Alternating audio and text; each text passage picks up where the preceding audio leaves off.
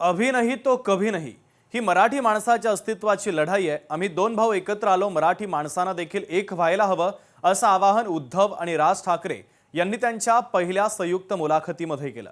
2 दशकांनंतर एकत्र आलेल्या ठाकरे बंधूंची संयुक्त मुलाखत शिवसेनेचे खासदार संजय राऊत आणि दिग्दर्शक महेश मांजरेकरांनी घेतली। या मुलाखतीमध्ये ठाकरे बंधूंनी सरकारच्या कारभारावर टीका करत मुख्यमंत्री देवेंद्र फडणवीस, उपमुख्यमंत्री एकनाथ शिंदे आणि अजित पवार यांच्यावर जोरदार निशाणा साधला।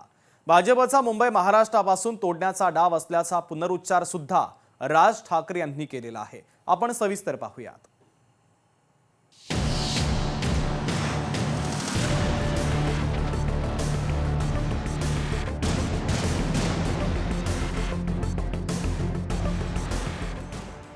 मराठी माणसाच्या अस्तित्वाच्या लढाईसाठी ठाकरेंची युती।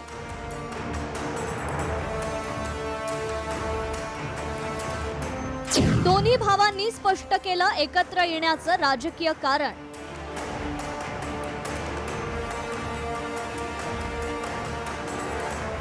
ठाकरेंच्या मनोमिलनानंतर पहिलीच संयुक्त मुलाखत।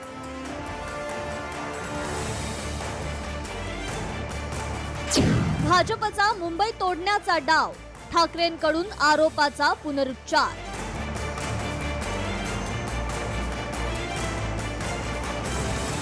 मराठी भाषेच्या निमित्तानं एकत्र आलेले ठाकरे बंधू पालिका निवडणुकीत युती करून एकत्र विरोधकांचा सामना करण्यासाठी सज्ज झाले।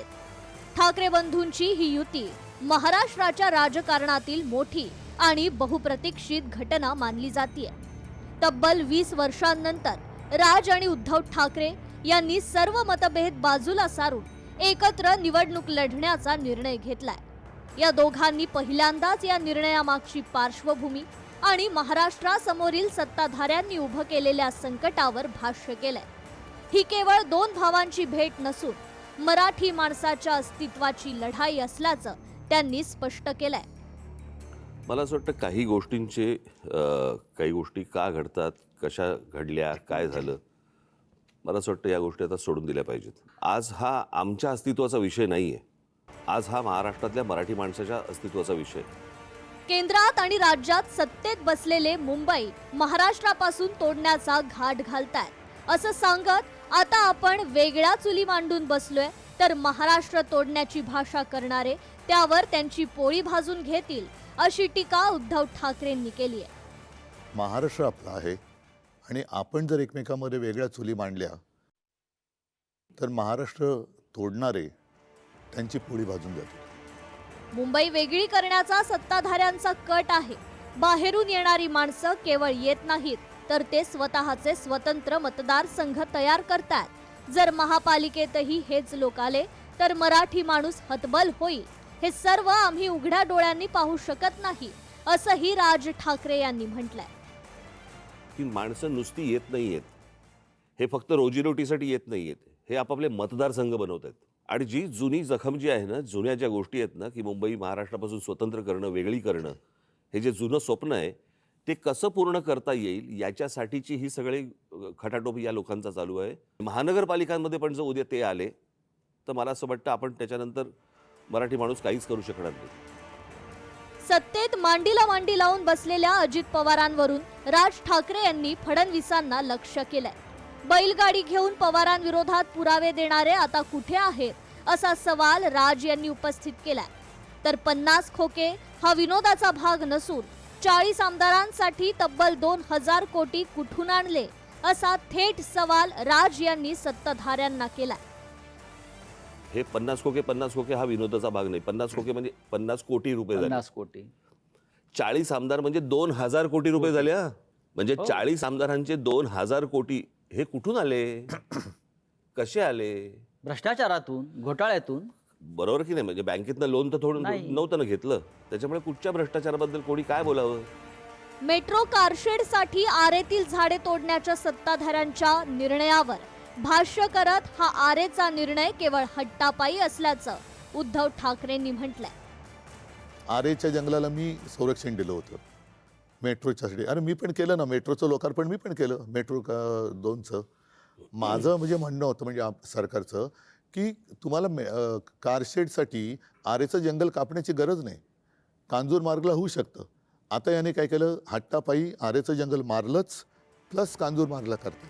कशासाठी करता हे? देशात विनोबा भावेंनी घोषणा दिली होती की सब भूमी गोपाल की प्रमाणे आज सब भूमी अदानी की झाली आहे. मोक्याच्या ठिकाणीच जमीन गिळंकृत करण्याचा डाव असल्याचा आरोप उद्धव ठाकरेंनी केलाय. दुर्दैवाने मी असं म्हणेन की आजचे राज्यकर्ते हे मुंबईकर नाही आहेत. जरी मराठी आहेत, महाराष्ट्रातले असले तरी त्यांना मुंबईकरांसाठी किंवा त्यांच्या शहरांसाठी काही पडले का त्यांच्या नागरिकांसाठी?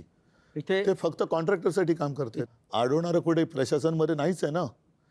केंद्रातनं ऑर्डर आली, जसं मगाशी राज म्हणाला, हे ससाणे बसलेले आहेत, ते जागा दाखवतात आणि ते जागा घेऊन त्या याच्या घशात घालतात अदानीच्या.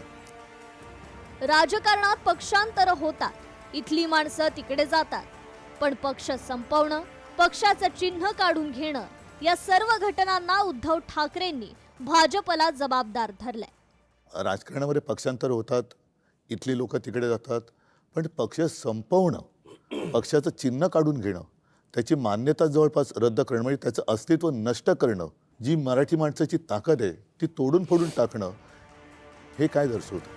महापालिका निवडणुकीत ठाकरे बंधूंचा करिश्मा चालला तर कदाचित पालिका निवडणुकीच्या निकालानंतर मुंबईत वेगळं राजकीय चित्र दिसलं तर मतदार राजानं तो धक्का सहन करावा.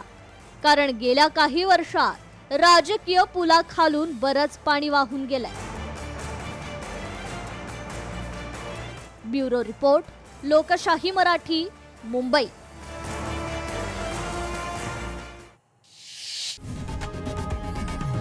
लोकशाही मराठी ऐका, पहा, जागरूक रहा.